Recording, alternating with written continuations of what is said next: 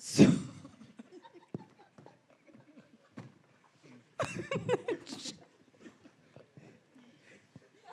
no, I've నేను ఆయన top గన్లో ఇన్ మార్కెటింగ్ అండ్ ఇంటర్ కెపాసిటీలో నేను వర్క్ చేశాను actually because when I went to film school so there was that connection అనమాట అండ్ అంటే మా మధ్య పర్సనల్ విషయాలన్నీ మీరు అడిగితే బాగోదండి కొంచెం. నేను అడిగానా మీరు మీ వైఫ్తో ఏం మాట్లాడుకుంటారని? నేను చెప్తాను. నేను అడగలేదని నేను చెప్తున్నాను. అడిగినా చెప్తాను. ఏంటి అని మీరు ఫీల్ అయిపోతున్నారా అండి? నెవర్ సే నెవర్ అంటారండి. ఆ గడ్డి గురించి చెప్పు. గడ్డి స్టోరీ అయిపోయింది మామ. విజయ్ మీరేం చెప్పలే జనరల్గా మ్యామ్. ఏం చెప్పాలండి? టామ్ క్రూజ్ తాన్ని అంటే అదే నేను చెప్పాను కదా, నేను పర్సనల్ విషయాలు అడిగితే బాగోదండి. మరి ఇది okay okay professional questions only. So తను ఏమైనా నెక్స్ట్ మూవీలో ఏమైనా ఆఫర్ అలా నన్నే పెట్టేసుకుంటా అన్నారండి. ఓకే. నా డేట్స్ అడిగితే నేను రేపు కాల్ చేసి చెప్తా అని చెప్పి ఇంకా ఎత్తలే. ఓకే ఎందుకని. కంగ్రాచులేషన్. విజయ్ సార్ అన్న టీజర్ బాగుంది. థ్యాంక్ యూ అన్న. Thank you. అంటే గీతా ఆర్ట్స్లో కానీ బన్నివాస్ గారు కానీ సినిమాలు కొంచెం డీసెంట్గా ఉంటాయి, ఒక సోషల్ మెసేజ్తో కూడుకుని ఉంటాయి. కానీ ఈ సినిమా టీజర్ చూస్తే మీరు మాట్లాడుతుంటే చిల్లర కామెడీ అంటున్నారు కదా, సో దీంట్లో కూడా ఏమైనా సోషల్ మెసేజ్ ఉందా? టోటల్లీ ఎంటర్టైన్మెంట్ కోసమే స్క్రిప్ట్ రాసుకున్నారా? ఉంటుంది నా లాస్ట్లో ఉంటుంది మెసేజ్ ఖచ్చితంగా. జోక్గా సీరియస్గా లేదు మెసేజ్ ఉందన్న. మెసేజ్ అనేది ఓ సెటరికల్ మెసేజ్ ఉంటుంది, ఓ సెటరికల్గా ఓ మెసేజ్ ఉంటుంది. ఈ స్క్రిప్ట్ మీరు ప్రిపేర్ చేసుకున్న తర్వాత ఓన్లీ బన్నివాస్ గారిని కలిసారా? ఇంతకుముందు ఏమన్నా ఎవరినైనా ప్రొడ్యూసర్స్ని కన్వే చేయడానికి ట్రై చేశారా? ఒక 10 ఆఫీసులు తీసుంటాను. తీసిన తర్వాత చేంజెస్ అయినాయి. వాస్ గారి దగ్గరికి వచ్చిన తర్వాత స్క్రిప్ట్ ఒక థియేటర్ జోన్కి ఏదైతే సెట్ అవుతుందో ఆ టోన్లో షేప్ అవుట్ అయ్యింది. సో ఆ తర్వాత స్టార్ట్ చేయడం జరిగింది అనమాట. ట్రై చేశానండి, ప్రొడ్యూసర్స్ని ట్రై చేశాను. చేసిన తర్వాత నాకు స్పాట్ కరెక్ట్ ప్లేస్లో పడ్డానని నాకు నా ఫీల్. సరే, మీ ఫస్ట్ ఫిల్మే గీతా ఆర్ట్స్ నుంచి, అంటే గీతా ఆర్ట్స్ కాంపౌండ్ నుంచి బయటకు వస్తుంది కదా, సో మీ ఫీలింగ్ ఎలా? చాలా హ్యాపీగా ఉందండి. చాలా సేఫ్ ప్లేస్లో ఉన్నట్టు అనిపించింది. కానీ ఇప్పుడే భాను గారు చెప్తున్నారు బడ్జెట్ 120 కోట్లు అయింది అంటున్నారు. 4 బ్యానర్లు, ఒక బ్యానర్తో చేయలేక 4 బ్యానర్లు పెట్టామంటున్నారు. 120 కోట్లు. నా రెమ్యునరేషన్ ఎంత నా దాంట్లో 25%. ఇలాంటివి చెప్తున్నానన్న చాలా హ్యాపీగా అనిపిస్తుంటుంది. All the best. Thank you అన్న. విజయ్ గారు ఇక్కడండి. టీజర్లో క్రికెట్ కామెంటరీతో స్టార్ట్ చేశారు కదా. అవునండి. క్రికెట్ గురించి ఇంకా ఏమైనా ఉంటుందా? అంతేనా? లేదండి, జస్ట్ టీజర్లో వీళ్ళ ఇంట్రడక్షన్ సీన్ ఆ క్రికెట్ మీద ఉంటుంది. సో క్రికెట్ మీద ఏం లేదండి సబ్జెక్ట్. ఓకే. సత్య వెన్నెల కిషోర్ వాళ్ళిద్దరూ నా క్యారెక్టర్ ఏంటి అని పోటీ పడుకునేలా పెట్టారు. ఏంటి వాళ్ళ క్యారెక్టర్స్ అసలు డిఫైన్ చేస్తారా? సత్య గారిది ఇంపార్టెంట్ క్యారెక్టర్ అండి. మరి ఆయన ఇంపార్టెంట్ అయితే వెన్నెల కిషోర్ నేనేంటి అంటున్నాను. అంటే ఆ క్యారెక్టర్ పేరే ఇంపార్టెంట్ క్యారెక్టర్ అండి సినిమాలో. క్యారెక్టర్ పేరు ఇంపార్టెంట్ క్యారెక్టర్. సో అదొక స్పెషల్ క్యారెక్టర్ ఉంటుంది. సో వెన్నెల కిషోర్ గారిది వీళ్ళిద్దరు కాంబినేషన్లో ఇంపార్టెంట్ సీన్స్ ఉంటాయి. వీళ్ళ నలుగురిని నిహారిక ఆడుకుంటుందా మొత్తం? నిహారిక అందరిని ఆడుకుంటుందండి సినిమాలో, ఎస్పెషల్లీ ప్రసాద్ బెహ్రానే. షూటింగ్లో అందరు నన్ను ఆడుకుంటారండి. బాయ్. నిహారిక గారు, ఇక్కడ యాక్చువల్గా అంటే మీరు హాలీవుడ్ ఫిల్మ్ స్కూల్లో చేశాను అన్నారు కదా, సో అక్కడ మేకింగ్ కానీ ఆ వాతావరణానికి ఇప్పుడు ఈ సినిమాకి వచ్చిన తర్వాత ఫస్ట్ సినిమా కదా, చూసినప్పుడు ఈ డిఫరెన్స్ మీకు ఏమనిపించిందండి? అంటే ఒక లెజెండరీ టీంతో వర్క్ చేశారు, లోకల్గా మన రీజనల్ సినిమా చేస్తున్నప్పుడు మీకు ఏమనిపించింది? ప్యాషన్ అన్ని చోట సేవే ఉంటుందండి. మేబీ టెక్నికాలిటీస్ అండ్ మనుషులు వేరే ఉంటారు, but yeah I think passionate film makers ఎక్కడైనా ఇక్కడ నేను వర్క్ చేసిన కెపాసిటీ, అక్కడ నేను వర్క్ చేసిన కెపాసిటీ చాలా డిఫరెంట్. కాబట్టి అక్కడ నేను టెక్నికల్ సైడ్ చేశాను కాబట్టి చాలా చాలా హెక్టిక్గా అనిపించేది. ఇక్కడ చాలా హెక్టిక్గా అనిపించిన I go to sleep at night feeling happier. I think it's the same. Dhruvan. Raghamohar garu. Dhruvan గారు, యా రాఘమయ్యర్ గారు, అంటే సినిమా బండి నుంచి చూస్తుంటే మీ గ్రాఫ్ అనేది చాలా ఇంపార్టెంట్ అండ్ కామెడీ జోనర్స్ అనేది చాలా పర్టికులర్ చూస్ చేస్తున్నారు కదా. ఈ సినిమా ఎలా ఉండబోతుంది? ఆఫ్టర్ సినిమా బండి నుంచి మీ కెరియర్ చాలా మూవీస్ చేశారు కదా, ఇది ఎలా ఉండబోతుంది అంటారా? ఇంకా నెక్స్ట్ లెవెల్ ఉంటుందంటారా? అంటే డెఫినెట్లీ లుక్ వైజ్ కానీ పర్సనాలిటీ వైజ్ డెఫినెట్లీ డిఫరెంట్ ఉంటుంది. అంటే ఇందులో స్పైక్స్ పెట్టుకొని టాటూ పెట్టుకొని సగం బట్టలు వేసుకొని తిరుగుతూ ఉంటాను. సో అది ఇప్పటివరకు వీటిలో జరగలేదు. సో చూసినప్పుడు ఐఎమ్ షూర్ ఇది రెగ్యులర్ డైలాగే, బట్ మిగతా సినిమాలకి అన్నింటికీ డిఫరెంట్గా ఉంటుంది. ప్రియదర్శి గారు, ట్రైలర్ అయితే చాలా కొత్తగానే ఉంది, కానీ ఆ పాత సినిమాలు గుర్తొచ్చాయి మేబీ. జాతిరత్నాలు, బ్రోచేవారు ఎవరు, ఓకే మీరు ఇందాక చెప్పారు కామెడీ టైమింగ్ అనేది ఒక స్క్రీన్ ప్లే పట్టే ఉంటుంది, టఫ్ అని ఉంటుంది అన్నారు. సో ఆయన చెప్పిన స్క్రీన్ ప్లేలో మీకు బాగా టఫ్ అయింది అని పుల్ ఆఫ్ చేయడానికి కష్టమైన సీన్ ఏంటి దీంట్లో? సెటైర్ ముఖ్యంగా ఏంటంటే మీరు ఇందాక చెప్పిన సినిమాలు కానీ వాళ్ళు రాసే ఆ దర్శకులు రైటర్స్ రాసే ఆ వ్యంగ్యం ఏదైతే ఉంటుందో దానికి మళ్ళీ అలాంటివి ఎప్పుడు వస్తాయో అని ఎప్పుడు అనుకునేవాడిని.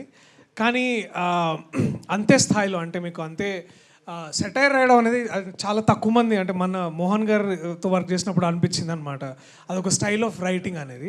సో అట్లాంటి ఒక సెటైర్ రాయడంలో ఐ థింక్ విజయ్ దగ్గర నేను చూసిన ఐడియా అంటే జంగ్లీపట్నం అని కానీ, లేకపోతే మీరు ఇందాక తుట్టె కులం అనే ఒక కులాన్ని దాన్ని తీసుకొని కానీ, లేకపోతే ఒక బేసికల్ ఒక ఇమాజినరీ ప్లేసే కాదు, ఇమాజినరీ ఒక కాస్ట్ గ్రూప్ని క్రియేట్ చేసి దాని నుంచి వచ్చే ఒక ఫన్ జనరేట్ చేయడం కానీ, అది చూస్తున్నంతసేపు మనం నవ్వుకుంటాం కానీ దాని వెనకాల ఒక డీప్ సెటైర్ ఉంటుంది. అది కాస్త అదో 2 సార్లు చూస్తే థియేటర్లో ఇంకా బాగా అర్థమవుతుంది. సో అది చెప్పినప్పుడు నాకు అది చాలా యూనిక్ అనిపించింది. అండ్ ఇదే పాయింట్ని ఏమైందంటే దాన్ని ముందుకు తీసుకెళ్ళడానికి కూడా we need not just actors but అట్లాంటి ఎంపవరింగ్ ప్రొడ్యూసర్స్ ఉండాలి. అండ్ వాసు గారు కానివ్వండి, భాను గారు కానివ్వండి, లేకపోతే కళ్యాణ్ గారు, రాజు గారు, వీళ్ళందరూ ఏంటంటే దీన్ని ఇంకా బాగా ఎవాల్వ్ చేయడానికి చాలా హెల్ప్ అయింది. సో ఇవన్నీ చూస్తే ఏమనిపించింది అంటే మీరు జాతిరత్నాలు ఎంత బాగా పెట్టుకుంటారో మళ్ళీ కొద్ది రోజుల తర్వాత ఇంకొక కామెడీ సినిమాతో ఇక్కడ మేము నించొని మళ్ళీ మాట్లాడుతుంటే మీరు తీసిన ఆ సినిమా, ఈ సినిమా, అలాగే ఈ సినిమా కూడా ఇలాగే ఉంటుందని మీరు అడగడానికి అంత స్కోప్ ఉండే సినిమా అవుతుందని నేను అనుకుంటున్నాను. ప్రియదర్శి అన్న చెప్పండి. ఒక హీరో బాగా బిజీ అయిన తర్వాత ఏం చేస్తారంటే ఒక ఇద్దరు బ్యానర్తో కలిపి సినిమాలు చేస్తూ ఉంటారు. ఎందుకంటే మీరు ఒక 2 సంవత్సరాలు 3 సంవత్సరాలు ఆల్రెడీ పెద్ద బ్యానర్లో సినిమాలు ఆల్రెడీ బుక్ చేసుకున్నారు, ఆల్రెడీ డేట్స్ లేవు 2 years వరకు. సో ఒకేసారి 4 ప్రొడ్యూసర్తో ఒకసారి చేయటం, అలాగే ఇది చాలా యాదృచ్ఛికంగా జరిగింది. అంటే కొంచెం హాలీవుడ్ యాక్టర్స్ తర్వాత బాలీవుడ్ యాక్టర్స్ రావడం వల్ల బడ్జెట్ కొంచెం అట్లాంటిది ఏం జరగలేదు బేసికలీ. ఏం లేదు, అంటే మేము స్టార్ట్ అయినప్పుడు ఏమైందంటే నాకు కథ ముందు నాకు విజయేందర్ గారు చెప్పినప్పుడు ఇస్తున్నామా మనం సెట్ మీద ఎప్పుడు రెస్పెక్ట్ ఇస్తలేరు ఎవరు నాకు అని ఫీల్ అవుతుండే.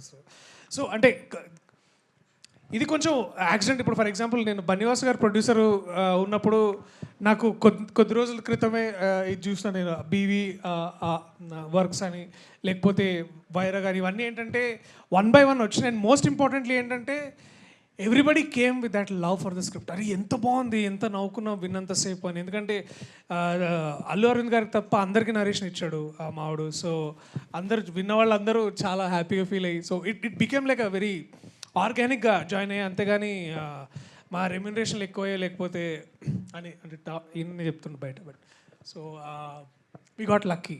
ది కరెక్ట్ ఆన్సర్ ఏంటంటే I got lucky to meet these people. Dhruvan, మాకు షాంపూ నిజం అది కూడా చెప్పు తర్వాత. మామూలుగా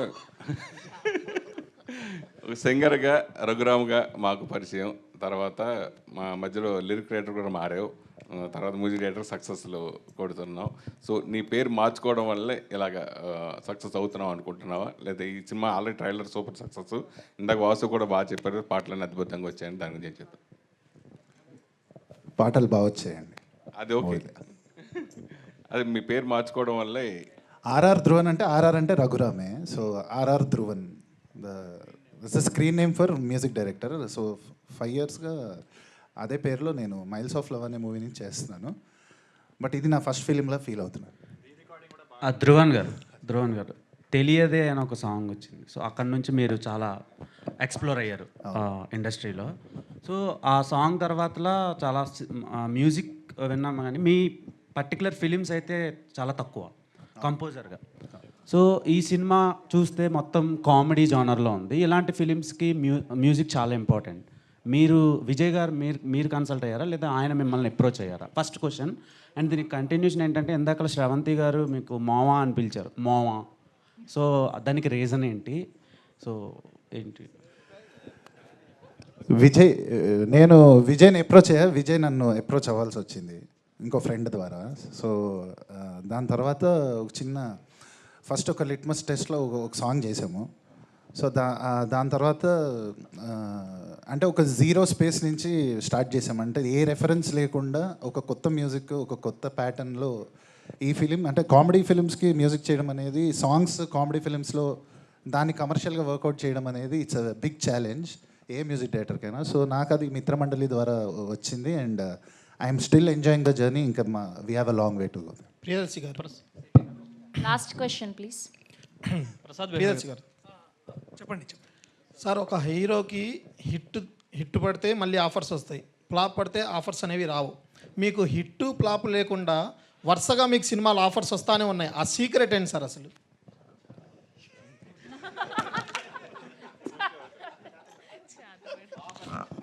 అంటే నేను అంటే అదొక ఇంట్రెస్టింగ్ పర్స్పెక్టివ్. నేను అట్లా ఆలోచించాను. ఎందుకు అంటే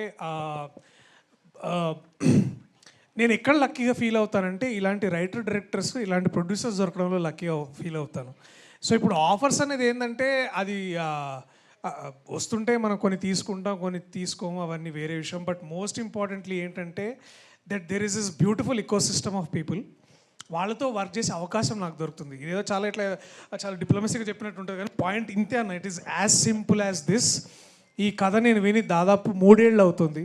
3 ఏళ్ల నుంచి ఎన్నో డ్రాఫ్ట్స్ అయ్యి చేసి డేట్లు కుదిరి యాక్టర్స్ వచ్చేసరికి, ఇవాళ టీజర్ అయ్యేసరికి 3 years అయిందా. మనం ఇప్పుడు 2022 అప్పుడు ఫస్ట్లో కలిసాం జనవరిలో, మళ్ళీ వాళ్ళ 25లో. సో అండ్ మోస్ట్ ఇంపార్టెంట్లీ ఏంటంటే ఆడియన్స్. ఐ థింక్ నేను అందరినీ ప్రత్యేకంగా నేను ఆ ప్రేక్షకుల్ని బాగా వాళ్ళు చూపిస్తున్న ప్రేమ అనుకుంటా అంతే. And firstly lastly it is the writers, directors and producers. వాళ్ళ వల్లే నేను ఇక్కడ ఉన్నా. విజయ్ గారు, ప్రసాద్ బెహ్రా గారు, విజయ్ గారు, మీరు రీసెంట్ ఇంటర్వ్యూలో మీరు ఒక మాట చెప్పారు, ప్రసాద్ బెహ్రా అంటే ఎవరికి తెలియనప్పుడు నేను చాలా హ్యాపీగా ఉండేవాడిని, ప్రసాద్ బెహ్రా అంటే అందరికీ తెలిసిన తర్వాత హ్యాపీనెస్ పోయింది అని. అంటే ఇప్పుడు వచ్చిన నేము, ఫేమ్ ఇవన్నీ ఇబ్బందిగా మారాయి ఏంటండి? బయట సరిగ్గా మాట్లాడలేకపోతున్నాం సార్, అదే ఇబ్బంది పెద్దగా. కరెక్ట్ ఆన్సర్ రావట్లేదు సార్. అదే సార్, అంతే సార్ ఆన్సర్, అంతే sir. Thank you to all the media. Thank you Mitramandali team. మళ్ళీ ట్రైలర్ లాంచ్లో కలుసుకుందాం. Thank you. ఒక క్వశ్చన్. చెప్పండి. హాయ్ అండి, టీజర్ చాలా బాగుంది. థ్యాంక్ యూ అండి. క్రిన్స్ కామెడీ లాగా అనిపిస్తుంది, బట్ ఒక పాయింట్లో ఏంటంటే అది కూడా ఇప్పుడు బోర్ కొట్టేస్తుంది అనిపించేలాగా ఉంటుంది. బట్ ఈ సినిమాలో కామెడీ ఎలా ఉండబోతుంది అంటే? కామెడీ అంటే ఎలా ఉండబోతుందంటే ఒక కైండ్ ఆఫ్ నా స్టైల్లో ఉంటుంది. నా స్టైల్ మీకు తెలియదు కదా, ఆ స్టైల్ ఏమన్నా మీకు ఎక్కితే అది సెట్ అవుతుంది. దాంట్లో మీరు చూసిన తర్వాత స్టైల్ ఉంది, బాగుంది అనుకుంటే నేను బతికి బయటపడ్డట్టు. మీరు అడగాల్సింది మా డైరెక్టర్ గారికి, క్రింజ్ అంటే ఏంటి అని అడగని చెప్తారు. క్రింజ్ అంటే ఏంటి మామ? క్రింజ్ క్యాష్ ఇప్పుడు క్రింజ్ అంటే నువ్వే కదా మామ. Thank you so much and all the very best. Thank you. Next show raag.